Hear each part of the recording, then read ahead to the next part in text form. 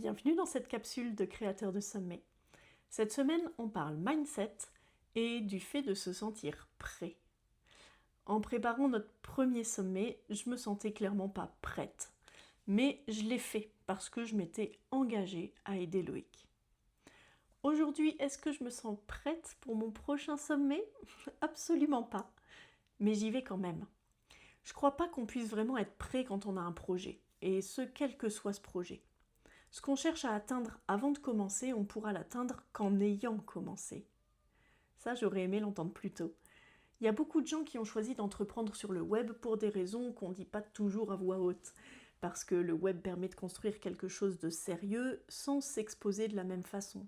Sans serrer des mains dans une salle trop lumineuse, sans improviser devant un groupe qui vous regarde, ou sans sentir le regard des autres peser sur chaque mot qu'on prononce.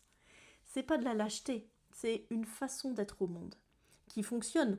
On peut bâtir une activité solide, une communauté réelle, une réputation sincère sans jamais montrer sa tête. Le web, ça rend ça possible, et c'est une chance pour toutes celles et tous ceux qui n'auraient pas trouvé leur place dans l'économie d'avant. Alors, quand on parle de sommet en ligne, je comprends que quelque chose se referme un peu chez certains. Il y a l'idée de se montrer, de conduire des interviews, d'apparaître à l'écran. Être celui ou celle qui parle en premier, qui accueille, qui donne le tempo.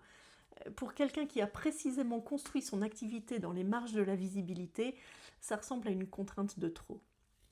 Mais un sommet ne demande pas que vous deveniez quelqu'un d'autre. Il demande que vous vous montriez tel que vous êtes, avec vos hésitations, votre façon particulière de poser les questions, le silence que vous laissez parfois s'installer parce que vous n'êtes pas à l'aise avec le bruit. Tout ça, c'est pas un défaut à corriger avant de commencer, c'est ce qui va donner à votre sommet sa couleur. Les gens qui vont s'inscrire ne cherchent pas un animateur de plateau, ils cherchent quelqu'un en qui avoir confiance. Et la confiance, elle vient pas de la performance, elle vient de la cohérence entre qui vous êtes et ce que vous montrez.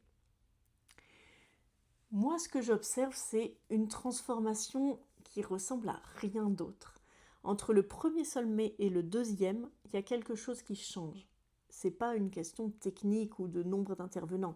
C'est quelque chose dans la façon d'occuper l'espace. De parler sans avoir l'impression de s'excuser d'être là. De commencer une interview sans relire ses notes 3 fois.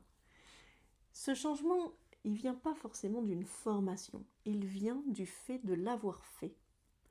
Le sommet, c'est peut-être l'outil de développement personnel le plus concret qui existe pour un entrepreneur. C'est pas une métaphore, hein, c'est vraiment littéralement. Tu n'apprends pas à te montrer en théorie. Tu apprends en te montrant, même si c'est maladroit au début, même si tu as la gorge un peu serrée la première fois. Et le premier sommet ne sera pas le dernier. C'est pas une promesse, c'est ce que j'ai vu se passer chez les gens qui n'auraient pas parié sur eux-mêmes avant de commencer. T'as pas à être prêt pour démarrer. Tu seras prêt parce que tu auras démarré. Si tu te reconnais dans l'envie de faire un sommet malgré cette résistance, ce gros frein, sache qu'on aborde ce sujet aussi dans nos accompagnements. Donc tu peux nous poser toutes tes questions juste en dessous.